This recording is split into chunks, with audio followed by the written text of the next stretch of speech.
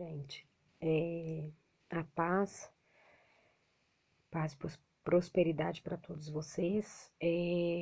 Hoje, esse vídeo que eu vou gravar é para tratar a primeira aula, né, que eu aprendi no desafio Mestrado da Vida.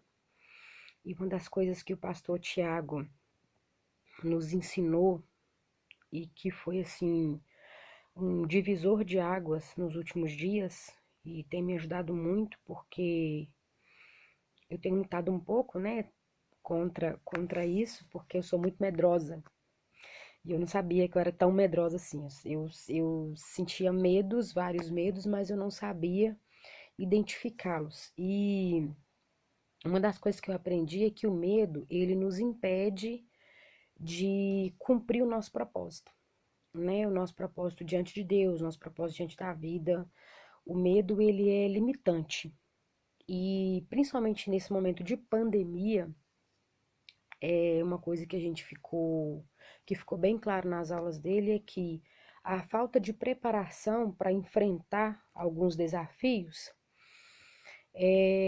nos limita muito. E aí o medo, né, de não conseguir, o medo de não conseguir ir para frente, né, e também o fato de olhar para as circunstâncias, né. Então, assim, uma das coisas que ficou bem claro para mim é que nós precisamos vencer os nossos medos para viver os nossos propósitos, né? E usar também as experiências que a gente teve, como eu falei no vídeo anterior, para contribuir para que isso aconteça. E o pastor Tiago, ele trouxe 3 níveis de medo que eu gostaria de dividir com vocês isso. O primeiro medo que ele nos trouxe foi o de origem espiritual, que é aquele medo em que a gente precisa de libertação, em que existem forças invisíveis que limitam a nossa força humana, né? Bloqueia a vida da gente. E o medo espiritual, ele normalmente nos liga à morte, ao pânico, né? Medo de morrer a qualquer instante. E a gente vive sempre naquela pressão assim, eu vou morrer, eu vou fazer, vai acontecer isso comigo e eu vou perder minha vida. Então, esse medo espiritual, ele nos traz pânico.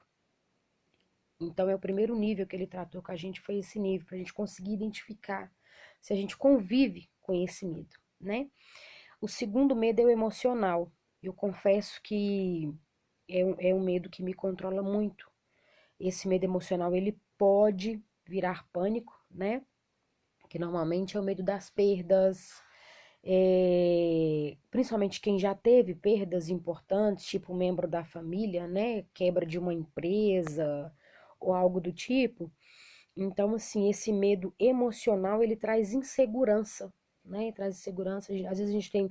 Eu confesso que eu tenho muito medo de ficar sozinha, e é um medo que me controlava muito. E acabou que eu descobri isso, e os últimos dias têm sido bênção na minha vida, porque eu descobri que é possível ser feliz mesmo sem estar com a companhia ao lado e aguardar o tempo do Senhor para que isso aconteça.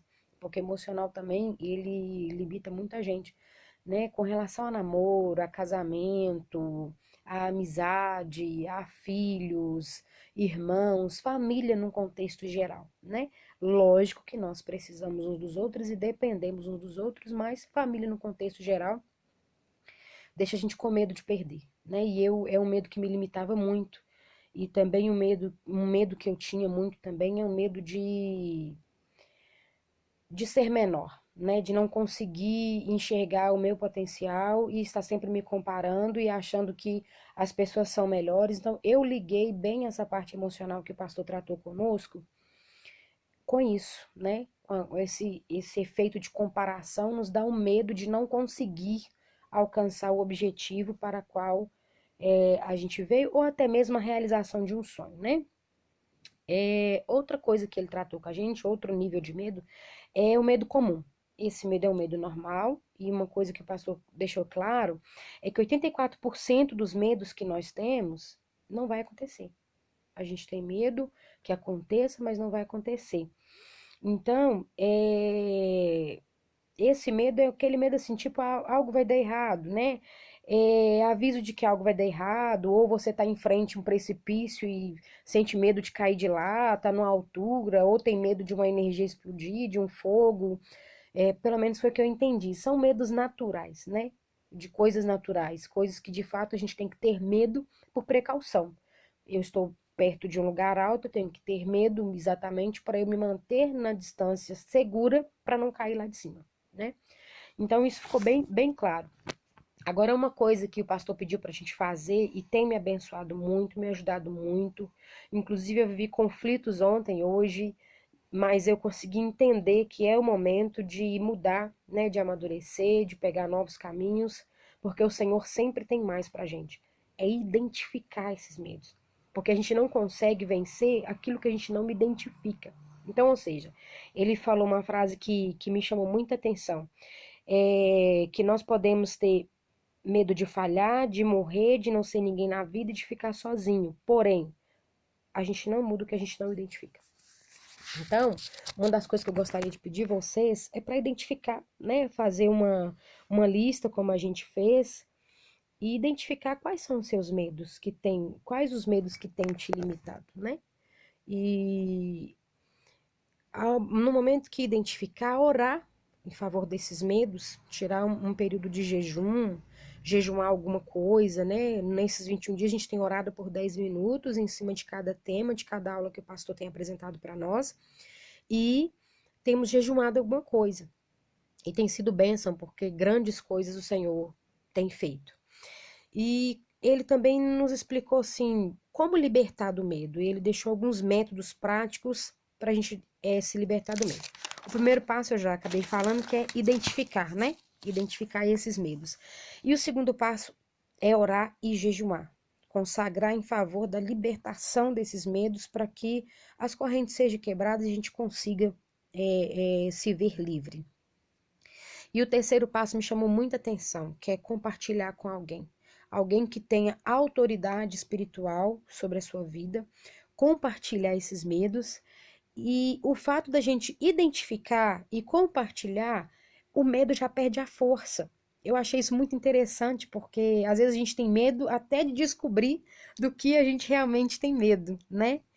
E eu achei isso interessante, que ele falou pra gente que ao passo que a gente identifica e conta para alguém da nossa confiança, de preferência que tenha autoridade espiritual, para orar com a gente, ajudar a gente, esse medo perde a força. E aí a gente já começa a ser liberto. E aí acaba que o jejum, que é a consagração, o jejum e a consagração e a oração, que é a busca direta do Senhor, acaba que já começa o processo de libertação, né? Então, assim, eu glorifico muito a Deus, porque Ele deixou uma coisa bem clara, que os medos reais e os medos reais e os irreais, 84% não vão acontecer. Então eu já fiquei mais segura, porque eu falei, gente, é verdade, eu tenho medo de muita coisa. Fiquei com medo de várias coisas na minha vida que nem nunca aconteceu. Entende? Então, às vezes a gente se limita tanto porque a Bíblia fala que um abismo chama outro abismo. Então, quando você começa a cultivar um medo, você começa a atrair outros medos, porque o medo de perder uma pessoa amada vai gerar o medo de que essa pessoa faça coisas erradas. Aí uma coisa vai gerando a outra, e mais na frente a gente vai ver que existe poder nas palavras, né? E nas ações da gente. É uma parte interessante também do estudo que nós iremos chegar lá. Então, quem tem. Uma frase que ele também deixou que ficou importante foi: quem tem propósito não tem tempo para medos irreais. Vença seus medos e não permita que eles bloqueiem seus propósitos. Então, eu gostaria de pedir vocês para identificar esses medos, lista esses medos, descubra quando você começou a sentir esse medo, defina qual que é a categoria, se é emocional, se é espiritual, se é natural, e ora em cima disso, porque eu creio que Deus tem um novo tempo para nós e que, em nome de Jesus, através dessas aulas que eu vou estar repassando, que foi bênção na minha vida, aprendi muito, e eu peço, assim, muito perdão se eu não conseguir passar tudo, né? Porque, assim, ninguém é igual, e o Thiago Brunet é uma pessoa brilhante, um pastor brilhante, mas eu espero conseguir passar o máximo que eu puder, mas como eu não sei, né, ainda não sei eloquente, assim, para falar, e não tenho a segurança que ele tem ainda, eu vou mandar o PDF de novo. Então, assista o vídeo, E após assistir o vídeo, leia o PDF. Eu estou enviando esse PDF com autorização do Tiago. E eu creio que o Senhor vai falar melhor nos seus corações e vai ser bênção na vida de vocês, tá bom? Paz e prosperidade e até breve.